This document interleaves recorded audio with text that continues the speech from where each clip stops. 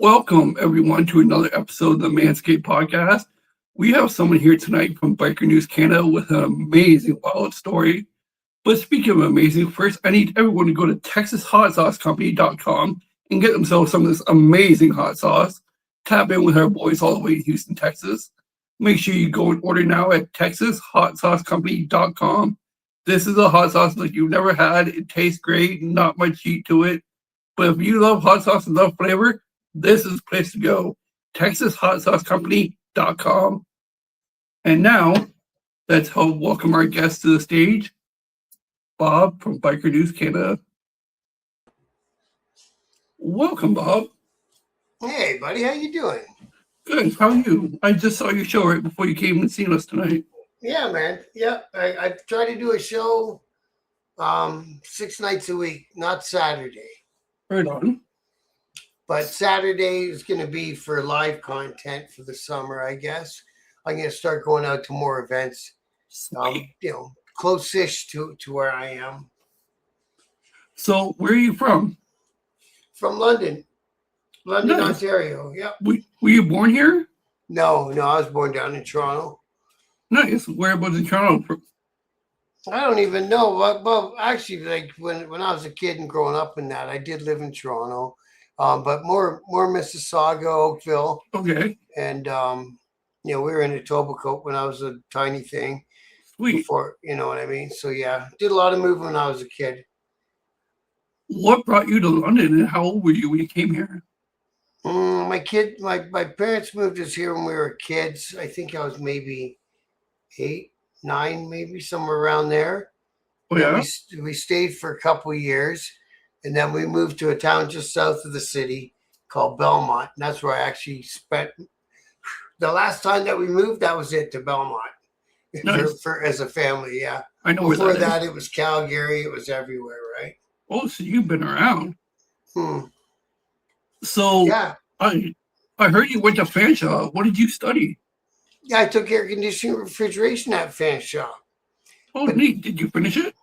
I know. You know what? I missed 2 course credits. Like one was in English and one was in electronic. And I think basically I missed those credits because they were at Friday at 8 in the morning classes, and I didn't do Friday at 8 in the morning. I ended up getting I got a job on pub staff, and then the job on pub staff led me to a position on the Student Executive Council. And so for 2 years in a row, I was the VP of Entertainment on Student Council, which meant I booked all the bands, all the comedians. We used to show a movie in the one lecture theater. We could rent movies. Now, don't forget, this is going back in the 80s. So we could rent movies between the theater and release on VHS. We could rent them on big fucking reels on a big projector. So we'd show a movie every Wednesday. And so I had a $250,000 budget to work with. Like a year or per show? No, per year. My crowning glory, but it was during the teacher strike, unfortunately. I brought the Tragically Hip to Fanshawe College. Oh. Yeah, they played in the Student Union building. So I heard you also end up DJing at our famous Beef. How did that come about? That came after college. So while I was at college, I started disc jockeying for a company. Okay. And he would do like weddings, high school dances, university parties. And then, like in a small town, the baseball team will have a big fundraising party at the arena, shit like that, right? So, and we got pretty well known. And he started putting us in nightclubs through the weeks to keep us busy. So after that, I was kind of like looking for something to do during the day, right? So during the day, I had nothing to do. My buddy goes, one of the guys who DJ'd for the same company goes, I just started DJing for a place called the Beef 2 down on Wellington South. And they just fired the day disc jockey. Do you want to try it? I was like, strip joint? That ain't the same as the disc jockey and we do. He goes, nope, it's nothing like it. He said, well, give it a try. Maybe you'll like it. I said, yeah, no harm in trying. So I went down to Beef 2, and I was the daytime DJ down there until they closed the joint. Then when they closed it, they moved me up to the Beef 1, which was struggling at the time, and we got it built back up, and I stayed there until I joined the motorcycle club. Yeah. Was that the Beef over on York Street there? Yeah. I remember that place. I've been there a time or two. Oh yeah. Did you make much money there doing that? No. The hourly wage sucks. You got to find little scams to do. You make you find the girl this much money, or you make the girl pay this much money if she don't want to go on stage, and you make the freelancers pay you money, and you keep like I think most of it or all of it. I can't remember, but yeah. So there's all those little side hustles you can run in there, but the hourly, you know what? It was good enough that back in the day they gave me a fucking mortgage for a house. Oh wow! I got a mortgage for a house from being a disc jockey at a strip joint. Oh. Now you said you ended up getting involved with a motorcycle club. How did that come about? That just came about from the strip joint. So I was working at the strip joint. Turned out I fit right in. Who did you end up hanging out with? The Outlaws. So it turned out I fit right in it with the strippers and the doormen and all this and that. And I was a seasoned drinker, so I could drink with anyone by that point in my life. So we're talking about mid to late 20s, and over the course of time and meeting these guys coming into the bar and shaking hands and this and that I just started hanging out with the guys from the club. Did you ever see anything crazy happen at the Beef? Yeah, too much. I've seen some crazy shit. Everything from some, really violent events, because two of my friends got shot and killed there who were in the club at the time. And, are you able to speak on any of it? Yeah, and that stuff. Well, yeah, that's all done in the courts and everything. It's a weird story, but I'll give you the cliff notes. The guys came in to see me that night. They did every night. The one dude, he was president of the chapter. He was the main guy I hung out with, and he was my roommate. We rented a house together. We rented another guy's house who was down doing 10 some years to keep his mortgage. We rented his house to keep his mortgage paid. Yeah. So that's how close him and I were. And then the other guy from the club too was a great guy, and him and I hung out all the time too. So they came in every night when I was just jockeying, shooting shit. He was in there, see what's going on, blah, blah, blah. So they come rolling in this one night, and these other two dudes were in there. They had some coin op, bar top games and pool tables and shit in there. They were getting their coin op money back. Oh yeah, I'm not on TikTok. I don't have to do that here. And no, you don't. and they had been arguing. These two guys were brothers, and the two guys from the club, and the big guy, the guy who was my roommate, had been arguing with these brothers for a while, just over court stuff, and they had been arrested, and he wanted to see some paperwork from this and that, just all to see kind of who's being a snitch in town and stuff like that. And the guy didn't want to give up his paperwork, so he kept deking the issue. And finally they got in a tussle, and then it got broke up, or they stopped fighting. Didn't get broke up, they just stopped fighting with each other. It was a bit of a tussle, and these two brothers went out, got split out the back door. That's where the car was. They jumped in their car, and they drove around to the front of the building, and apparently they had a banger in the car. And when my two buddies came out of the building, they just unloaded it on them, and unfortunately ended both their lives right there and then. So who was Mr. J? Like, everything I'm asking you is stuff I've seen from other interviews of yours. Well, he was the second brother. Okay.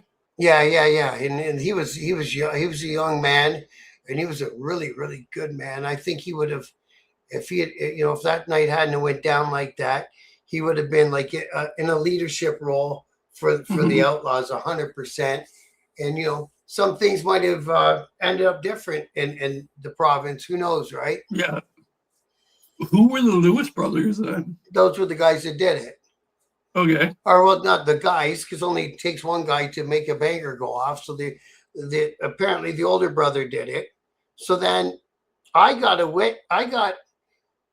subpoena to be a witness. Mm-hmm. And during the time it took to find the guys and get them up into a courtroom and everything scheduled, during that time I had gained my full patch. Now I was in the club Okay. as a full patch member. Okay. So then I was hanging out at the clubhouse one day, and this dude walks up and he handed me something, like in a manila envelope. Yeah. And I grabbed it. And as soon as I grabbed it, he let go and he says, "You've been served." I go, "Served what?" And it was a summons to be a witness for the crown. And I was like, "Wait a sec. You can't expect me to be a witness for the crown. Right. I'm a biker. You guys know that," which is why they did it, to put me in a bad position, right? Right. So, for obvious reasons, I had just planned a vacation and I took my vacation. Isn't that when you went to the UK? Yeah. Okay, we're going to be talking about that later on.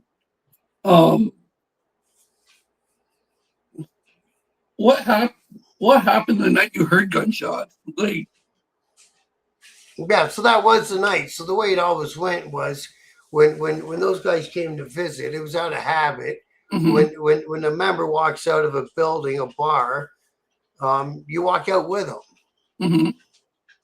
And that night, because there's a ruckus in the bar and there was a girl on stage and she had left and all that, I had to get the bar moving again.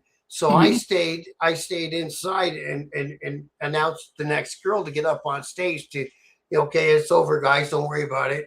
And Mm-hmm. so here's so and so, and she's gonna take her shit off for you." So while I was doing that, they had already made it outside, because there was two double doors at the front. Yeah. So you went through the one, and then you went through the other one that was outside. So they had made it outside by the time I had changed the girl on stage, and then I came around and I went to the first doors, and as soon as I opened them, I heard the bang, bang, bang, bang, bang, right? So, Mm-hmm. and I knew, because I lived with the one guy, that our guys did not have any of those things on them that night. I knew that. Mm-hmm. So there's only one other place it could be coming from. So I stayed inside until I didn't hear anymore. And then I went outside, and there they were. How long did you hang around before you decided to probate? 5 years. 5 years. Wow. Yeah. What was it like probating or prospecting? It could be a drag some nights, but most nights, because I've been around for long enough. That's a nice thing about being a hang around that long, is all the guys already know you. Mm-hmm. And you got the probate patch, but they're already treating you like a brother, because there's no sense treating a guy like an asshole and then thinking he's going to be your bro after. Right. You know what I mean? So it was none of the horror stories you hear. Like I say, sometimes it'd be a pain in the ass. You haven't slept for a while and shit like that. But other than Mm-hmm. that, it was just the same. Did you have any probate or prospect duties? Yeah, oh yeah. Anytime there's somebody at the clubhouse, I was there. Mm-hmm. Yeah. Like, did you have to run bar, wash bikes, anything like that? No washing bikes, no. But yeah, taking care of the bar, yeah. What was it like the night you finally patched in? That night was kind of funny, because it's just me and one full patch member hanging out at the clubhouse one night. Mm-hmm. And we're hanging around, fucking around, shooting shit. And he goes, "Why don't you have a full patch yet?" And I said, "I should ask you that question. Why don't I, bro?" And he goes, "Let me fix this." He got on the horn and he called the guy, the head guy for Canada, Mm-hmm. and he talked for 5-10 minutes, and he hung up the phone, and he said, "Go grab my patch off the rack back there." And I went and grabbed it. He goes, "Put it on." I go, Nice. "What is this? Some sort of little joke, little trick to catch me when I'm not awake? See if I'll put on a member's patch? What is this?" He says, "Put the fucking thing on." I put on, and he gave me a punch in the chest, and he goes, "You're now my brother." And I said, "Fucking A." So that was it. It was, I don't know, midnight, 1 a.m, some shit like that. So we weren't calling up the whole chapter to come party. Yeah. One of the brothers came over, and we partied till about 8 a.m. And then Nice. the next night, then everyone else found out, and we had a good get together. Was that at the old Egerton Street Clubhouse? Yeah. Yeah. Everything was at the Egerton Street Clubhouse when I was there. Now, and I owned the last house as you go down Egerton South. There's a string of houses and then the train tracks start. I own the last house right beside the train tracks was my house. I bought that house before I started probating. I bought that house before that night happened and everything, but I bought that house. That was my house. I missed a little part. You went to a funeral the day you got your probate patch. What was that like? Oh yeah, no. See, I'm surprised you heard about that. No, see, what happened was at the funeral, I was given a probate patch to wear, and my bike was in the shop. I borrowed a bike, and then so I was given a probate patch during the funeral, but I gave it back after the funeral. Okay. And then I started. It was in April, and I started in June. I actually officially started in June. Yeah. Whose funeral was it that you went to? It was Willie and Mr. Jake's. Oh wow. Yeah. So the day for their funeral, because a lot of brothers were coming in from out of town, from out of country, from out of state, and the place was just rammed. Outlaws everywhere, right? It was two guys from the club got murdered. That was a big thing, right? And I was there, and they wanted me to be Willie's pallbearer. Yeah. And so just to make everything be a lot smoother, I was handed a probate patch for that day, for that weekend or whatever it was. Yeah. But like I say, then I gave it back, and there was just timing reasons. I didn't start right then and there. My sponsor was just finishing up parole, my next sponsor, because Willie wasn't there anymore to sponsor me, of course, and all that stuff. And I think somebody was getting married, and I was going to be the best man at their wedding. Yeah, my sponsor, the guy who ended up sponsoring me, was getting married, and he didn't want me as a probate while I was being his best man. Yeah. So I started after his wedding. Just internal stuff. Did you ever hold any kind of position or rank within your club? Oh yeah. Well, when we ended, I guess I was chapter P for the last few weeks till I got arrested, before that, for a couple of years, I was the VP. Oh, nice. Yeah. You said at one time you had a snitch within your club. Did you guys ever find out who it was? Yeah, we knew who it was when the investigation was still going on. Just certain people wouldn't believe us. But yeah, we knew who it was. Actually, when they arrested us all en masse, when they grabbed up everybody at the same time, they would take us from the cell down to the biker cop guy's office. Yeah. And he'd have a big binder. He had a big smile on his face. Never guess who the snitch was. I said, yeah, it was Finn. We fucking knew it was Finn. Oh, so I took the air out of his balloon. So how did you guys figure out who it was? We did. Like I say, we knew who it was. No, like how did you figure it out? Oh, because he wasn't a biker. He didn't know how to ride a motorcycle, man. He had nothing. I had no idea what he was doing on that thing. And he had disappearing times. He would disappear for a day or two and then reappear. And he moved all over the province, asking certain people for certain things that they try to resell. And he was just too shifty, man. Yeah. What was it? What was I going to ask? What was it like when the other team came in and did the big patch over? That was a bummer to me, man. You know what I mean?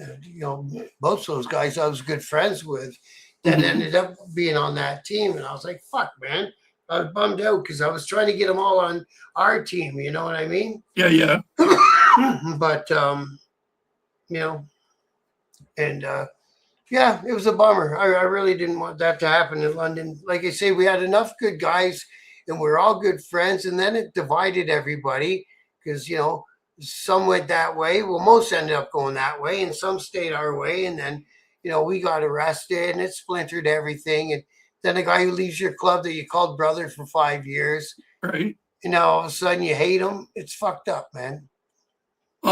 Did they ever like harass you or try to get you to flip with them? Oh, yeah.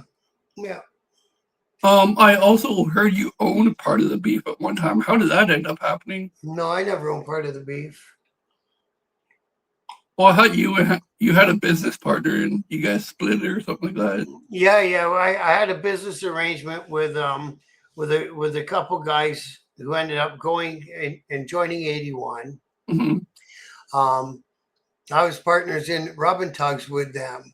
Okay. So when they turned 81, they bought me out. We agreed on an amount and they bought me out of my partnership. Yeah.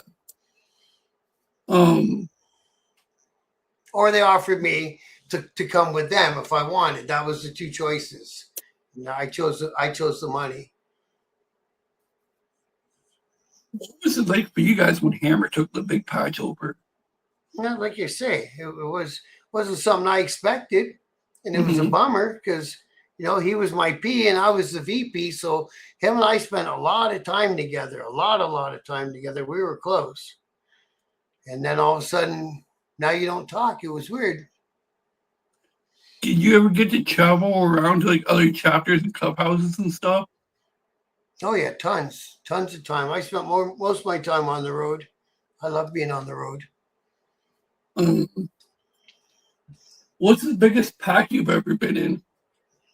Biggest one was going up through Michigan. I would say it was about 300 bikes, and they let me ride at the front because my bike was overheating.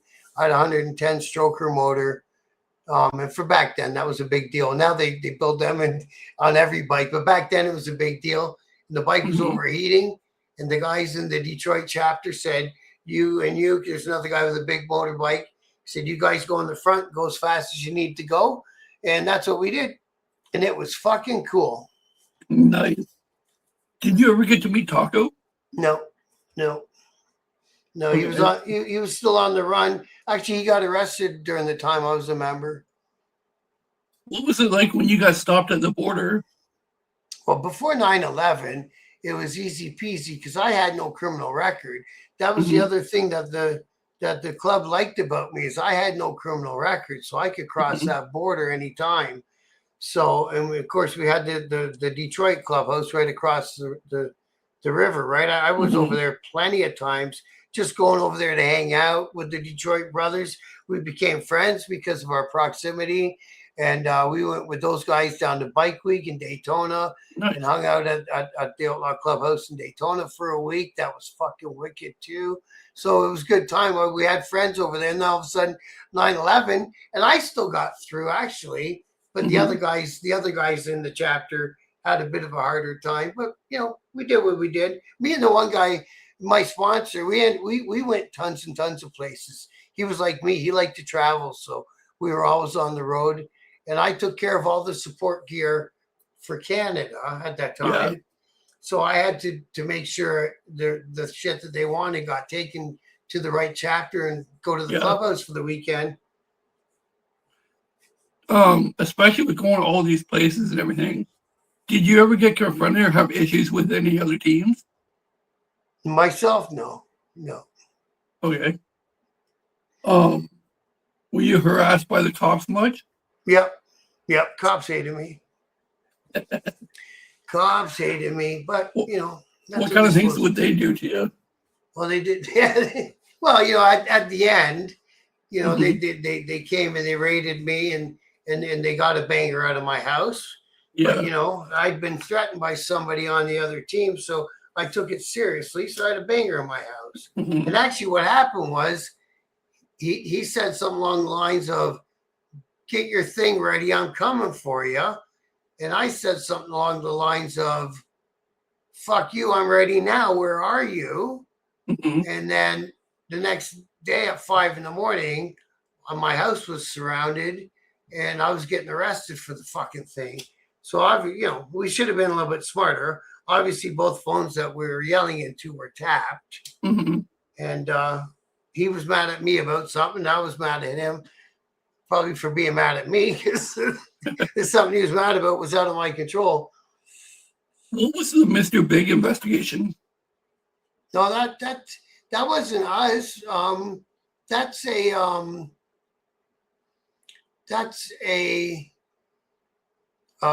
term that they use when they bring in a cop who pretends he's a bigwig for an organized crime group, and then they get the person that they're actually investigating. They say, "Hey, listen, we don't know if we can trust you. Tell us what the worst thing you've ever done is." And then the person says some bullshit that probably he didn't even do, but he's trying to look cool because he thinks there's going to be a bunch of money if he joins this crew. Yeah. And it turns out to be a cop. But yeah, they never use that on us. What happened at the February 2002 London Bike Show? Yeah, that was a big stupid thing too. So we were there. I think my club bike was in the show. And so we were there, support table set up, selling support gear and all this and that. And we had, I think most of the other chapters were all in London also. So there's a ton of us. And then a ton of them showed up. Oh, yeah. So it looked like there was about a ton of them and a ton of us, about the same amount of snarly bikers. And we kind of walked towards the center of the place and had some weird Mexican standoff with the cops all standing there, and mom and dad and their kids. And I'm like, what the fuck are we doing here, man? Let's go back to the clubhouse. Man, the media made that out and twisted into a whole thing that it wasn't. Well, it could have been, but we weren't stupid enough to take bangers into a family atmosphere on a Saturday afternoon. Like, you know what I mean? Gotta have a little bit of sense.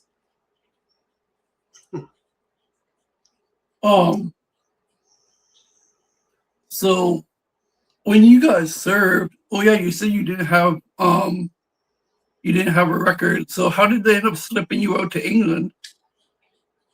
Oh yeah, because it was just before the prelim was gonna start. So I didn't want to be there for none of it. The prelim, the trial, any of it. I didn't want to be anywhere near anything. So like I say, the cops thought I was being on their team. I guess I must have buffaloed them a bit, right? Yeah, sure, I'll be there. And so they called me up and they go, hey, the prelim starts tomorrow. Just letting you know, just making sure somebody from the cops or the Crown officer, some bullshit that I didn't want talking to. So, okay, okay, wait on, what time? Okay, see you then, yeah, okay. And that night, I hung up the phone. I went to fucking Pearson, and I jumped on a plane, man. Get me out of here. They didn't even question you going through or anything like that? No. Oh, wow. No, I couldn't believe it. I was nervous getting off the plane in Britain, but no, right there in Heathrow Airport, all the cops running around with machine guns and shit at Heathrow. It's pretty wild over there. Now, you said you met another Outlaws club there, but they weren't part of you guys. Yeah, they were called the Outlaws, and they were from England. And they had yet to become American Outlaws. Did they have the same kind of patch as you guys, or what did they have? No, theirs was like a skull, and it was feathers.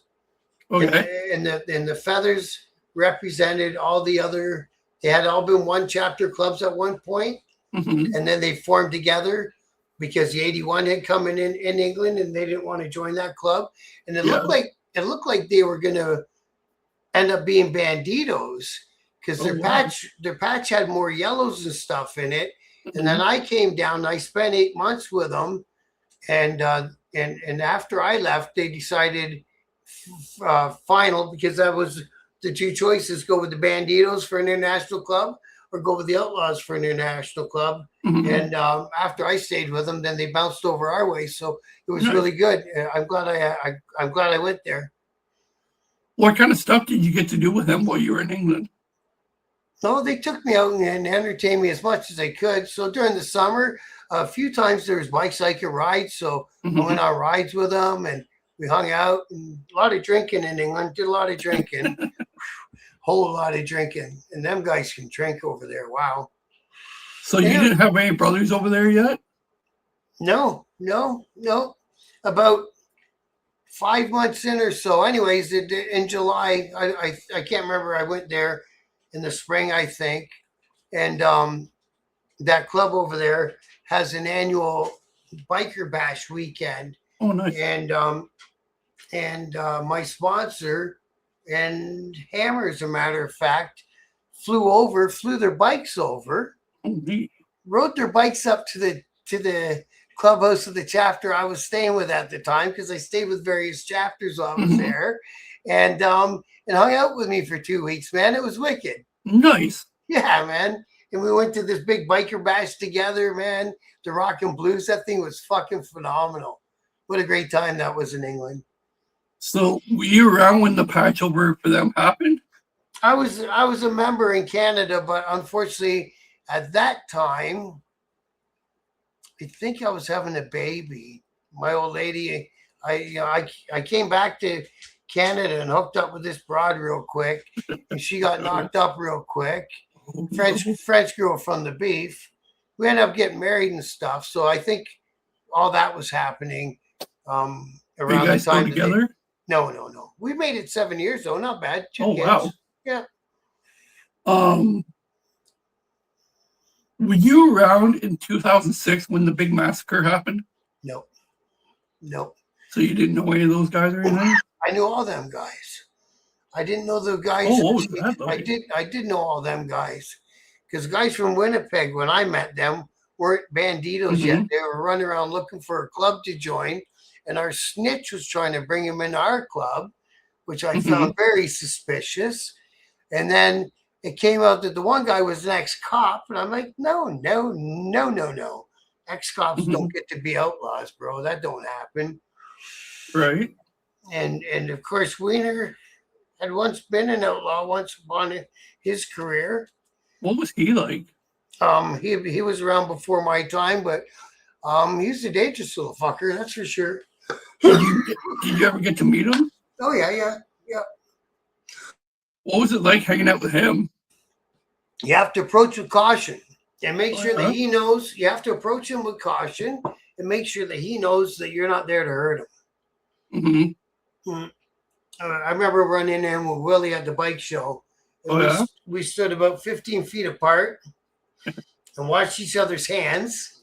And Mhm. is everything good with you? Yep. Is everything good with you? Yep. All right. Good seeing you. And we kept going. That was it. Um. And the guys from the Banditos, like Boxer and all them guys, Yeah.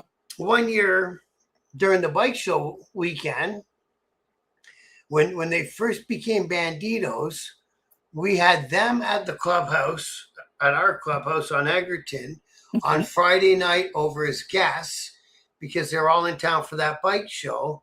And then on Saturday night, we had 81, who was in London and who was over for the bike show, over to our clubhouse on That's Egerton wild. as guests.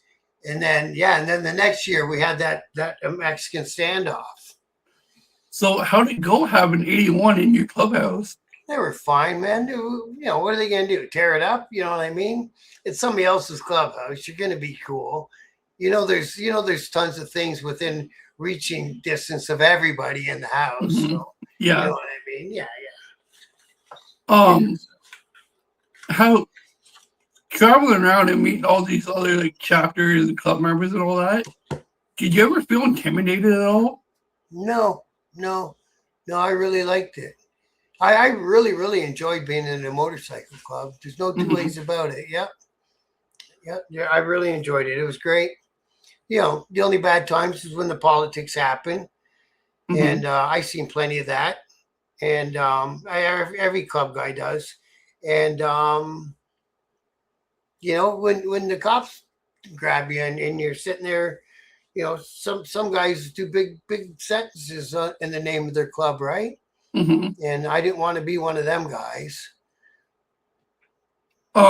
Speaking of cops grabbing you, were you around when Project Retire hit?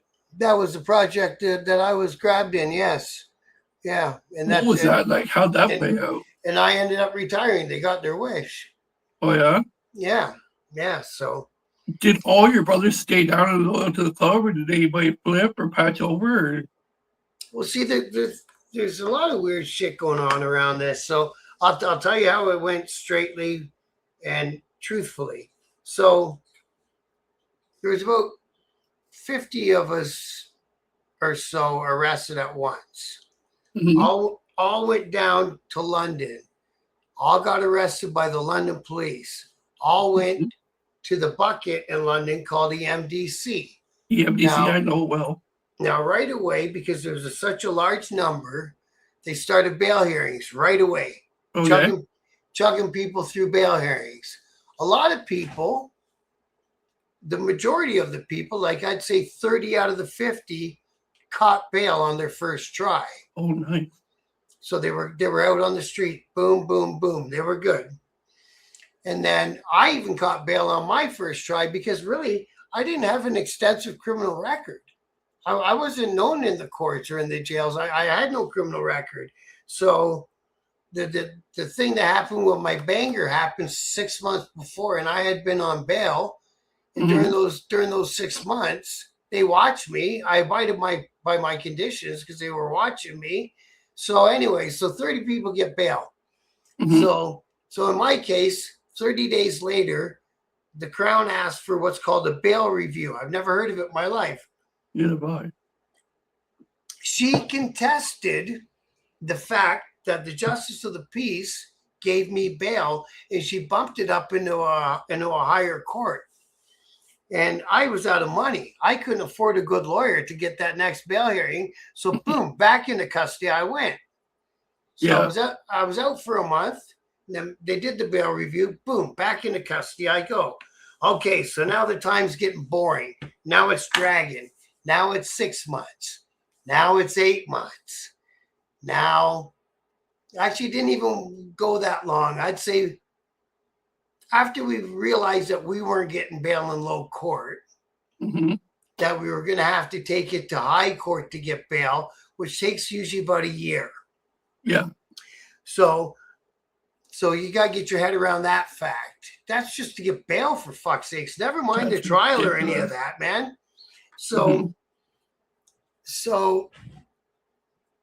about 2 months in, one guy here pled guilty to everything, and we were all co-accused with being members of organized crime. Yeah. So when one guy pleads guilty, it makes the rest of them not look so good if they go to trial. And then boom, another one would plead guilty, and they leave in the middle of the night, and you wake up in the morning and their cell's empty and they're gone.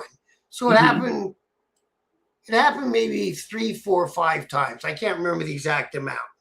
So finally, we're like, we need to fucking talk as a group and see what the fuck's going on with this, right? Because the more guys that do it, when it does come time for a trial, like I say, the shittier chance you got at trial, because everyone else already admitted to doing it, what the cops allege you were doing. So surprisingly, the jail grants us, they put us all together in a common room and let us talk for an hour.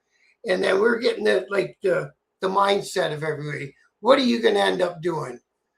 Well, if they offer me, and the Crown was starting to offer people deals. That was the other thing.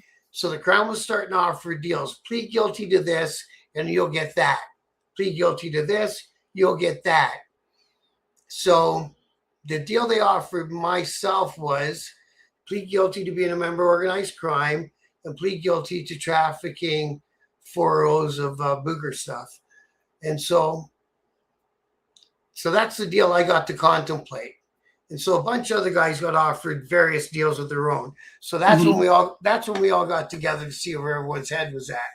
When they put you guys in the room together, was that room recorded, or was it like? Oh fuck! It had to have been recorded. Right, bro. Yeah, 100%. Now, what did the club think a guy is playing out like that? Did they accept him back after, or what? We'll see. So this is another wrinkle into it. Was through a lawyer in Windsor, a message was sent to my cellmate from the club in the States, and the same snitch fucked up the Outlaws in America too. Oh, wow. So at the same time that we were getting arrested, the national president of everything was getting arrested. Our snitch went down there and worked him too. Damn. Unfucking believable, eh? So he got arrested. The National Sergeant Arms got arrested. A bunch of the brothers in the Detroit chapter got arrested. This guy went for it, man.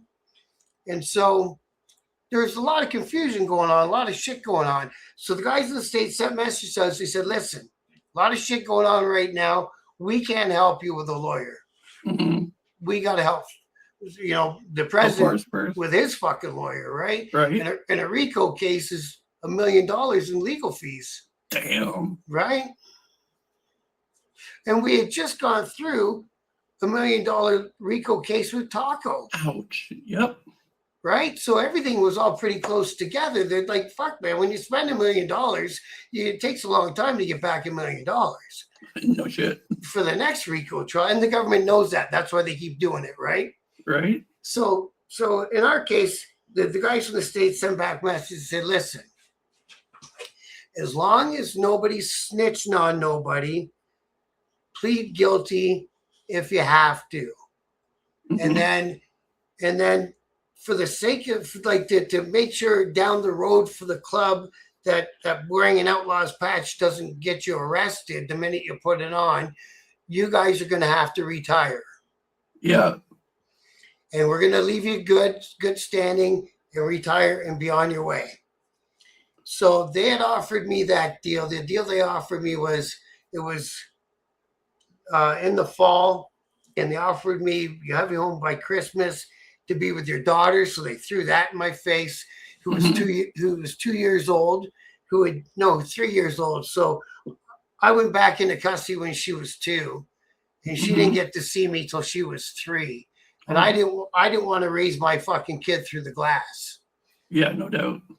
And when it came down to it, we were 7 years away from the trial. 7 fucking years you'd be sitting in jail with no bail, or you'd be on bail for 7 years on tight restrictions. How old is your daughter now, if you don't mind me asking? She's in her 20s now. Does she remember any of this? No, she remembers that she had Uncle so-and-so and Uncle so-and-so. That's about all she remembers of that. Yeah, so you know what I mean? I went back. Me and my sponsor were on the same range. Me and a few of the other guys were on the same range. A couple of the other guys got sweetheart deals similar to mine. Nice. And they were like, listen, take the deal, go home, and we'll see what gets worked out down the road after everything's said and done and the dust settles, right? So I know some guys who took that deal who went back to the club. Myself, I didn't want to. I never approached it. So I just stayed out of it. You know what I mean? I did it once. That was good for me. And then after I got out, me and the old lady had a second kid. So, you know what I mean? Being a club guy and being a dad and all that shit, it's hard, right? So did you catch a criminal record in all this? Yeah. So then I caught being a member of organized crime and trafficking. And I waited 10 years for it after. So you got to wait 10 years after, I think, your warrants expired. So I got 3 years probation. So nice. I had to wait till 10 years after the 3 years probation. And I went to the John Howard here in London. I had moved back to London by that time. And they helped me do a pardon. And I got a pardon. Oh, sweet. So you can cross the border in that now? I don't know. I haven't tried yet because you need a waiver from the American government to cross the border, and it's another $6,000. So Have you ever tried crossing just for shits and giggles to see No, if you can do because it? I know, but I think I might have as good a chance as anyone is getting across, to be The honest. But worst they can no, do is say no. exactly. I don't have a passport, etc. So, Yeah. but yeah, I would try one time though, just to see. Or You know, call what do you call it, CBSA and ask them about it. yeah, but then you're putting an alarm on yourself. You're easier Yeah, just to drive down. If they say no, you turn around, go home. exactly, right? Sarnia is You're only like an a hour couple hours, away. an hour and a half, 2 hours. Yeah, Not that far. yeah, man, Sarnia. Yeah. So how long have you been out of the club now? Oh fuck, over 20 years. Do you Ages and still ages. ride? Yeah. What are you riding? Yeah, I'm in between bikes, man. My last bike was a really nice. I loved that bike. It was a street glide, a Oh, street nice. glide. So So what do you think of the older bikes from when you first started to what they're like now? Like the original Road Glide to what it looks like now, kind of thing. I don't know. I like the new ones too. I like them all, man. I haven't met a Harley I haven't liked yet. You know what I mean? I've never looked at one and went, "Ew, that's bad," because I just like bikes, right? I don't know. I think that dual headlight Road Glide compared to the big single one that they have now. Yeah, that's what I mean. Like there's certain aesthetics that they change a little bit, right? But Yeah. you know, like I might have a chance here to buy an Evo bike for Oh, like nice. really cheap, and it's in good shape. It's an anniversary model from their 100th anniversary, so I think it's a 97 or something like that, Hmm. and it's got the gray and the black broken up paint job. Sweet. So I got to do a few big jobs and get shit going, and I'll go buy it. Do you ever see any of your old brothers anymore? No, Oh, wow. no, Okay. Do you no. miss that lifestyle at all? Do you miss the club? Well, not now that I'm older, no. But like you say, I enjoyed it when I was doing it. Hmm. I don't know, but do you have any like club tattoos that you keep or anything? Mm, yep. Nice. Um, Now that you're out and stuff and like living different, how did you get into doing social media? Well, that came out because I waited like 20 years, and I wrote a story about my time in the club. Now, Hmm. now the first book I wrote, and I self-published and all that. I need to get your book. I kind of went out on a stupid path and put it out there raw. Didn't change anyone's names. So I told the club I was doing it before I Yeah. did it, and the guy said, "Yeah, you know what you're not allowed to write about." I didn't write in there anything that would incriminate anyone Hmm. presently, and then all Presently. the people all the people I spoke about doing anything criminal, it's already been through the courts, Hmm. or the person I was talking about was deceased. So Hmm. you can't get that guy in trouble. Right. So I wrote the book, and then the club read the book, and they said, "No, take that down." So I took it down. I said, "Okay, fine." I said, "So I'm gonna write another one based on a true story." They said, "Yeah, go ahead." So I took it down. I removed a bunch of personal stuff that shouldn't have been in there to start with. I made a Hmm. mistake there, and I realized that and took it out. We were writing about people that weren't in the club anyway, so they shouldn't have really gotten the story. Yeah. And so I took that out. I changed it. I figured it out. And thankfully, only 30 copies of the original sold. So Hmm. you know what I mean? Like that, and it was all to mostly friends and family. So thankfully, there's only a few out there. Do you still have Um, any of the book? the original, no. Like I've got my personal copy I'm keeping, but that's it. No, and I Hmm. changed it all, and then I wrote it, based on a true story, and changed all the names and made a couple stories that might or might not have happened. Bring it closer. And it's called One Night at the Playpen, Okay, I need to get a copy of that book. and it's on Amazon. You can get one. I can give you one in person one day next I week. would love to I, do I got that. I got some Let's do copies that. here, and I'll sign it to you. No problem. Yeah. Dope. Yes, that's what I want. I want to meet you and get a signed copy. Yeah. So anyway, so I wrote the book, and then I was thinking, how the fuck am I going to market this book? Because it's on Amazon. It doesn't mean anyone knows what it is or what it's about or who I am, right? So Hmm. somebody said, "Hey, there's all these YouTube channels that do biker stuff." I go, "What? What Right. is this?" So I started looking into it, watching Black Dragon and Insane Throttle and them guys. Go, Hmm. oh. So I contacted all of them, Hmm. sent them all a copy of my book, and tried to get interviews on their channels. And the fuckers were kind of, oh yeah, we'll give you an interview, and then nothing would happen, and then I wouldn't have my setup I have now, and I didn't want to look like an idiot. So finally, I said, you know what? I can get the shit that I need, and I got the shit that I need, and I'm gonna just do my own channel.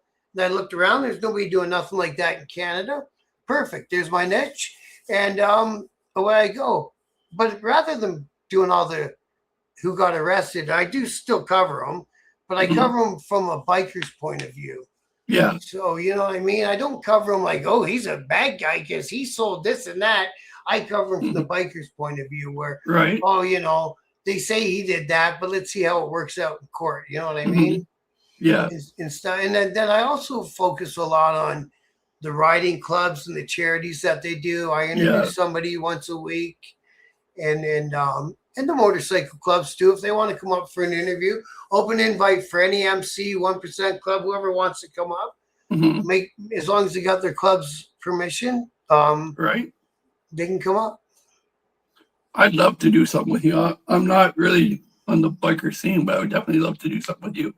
Yeah, we'll have to figure out something to do. There's always something to do out there. Right now, I'm going to start getting a little more mobile. So, like tomorrow, I'm going to go down to Oshawa, so a few hours away, and be at the ending line for that veteran ride called the Honor Roll, and do some interviews down there live on the YouTube channel, and then see what happens. Start going to bike nights close to here and shit like that. Just get out there, get a little more better known. And I'm raffling off a band head. Oh, sweet. And I really want to get the tickets all sold for that. I got a website, bikernewscanada.ca is my website. Not that one. And they can go on www.bikernewscanada.ca, and there's a $100 t-shirt. They buy the t-shirt, they get an entry on the panhead. Oh, I was looking the other day. Do you still have any of your hats kicking around? I don't have any Biker News Canada hats made yet, but I'm gonna get some swag set up to me. I've got my merch guy. He's on the East Coast. He's been swamped down with other work, but he's gonna send me a nice big swag bag. I'll definitely come see you next week and get your book, but I definitely also want a hat and a sticker. Yeah, man, absolutely. But can you hold up your book right quick again? Yeah, man. Before we close out, everyone, I need you to go to Amazon now and order A Night at the Playpen. It's an amazing book. Everyone go copy it now. Also, make sure you follow my boy Bob over at Biker News Canada. Also, make sure you go support our boys out in Houston. Get TexasHotSauceCompany.com. Guys, we'll see you all on the next episode of the Manscape podcast.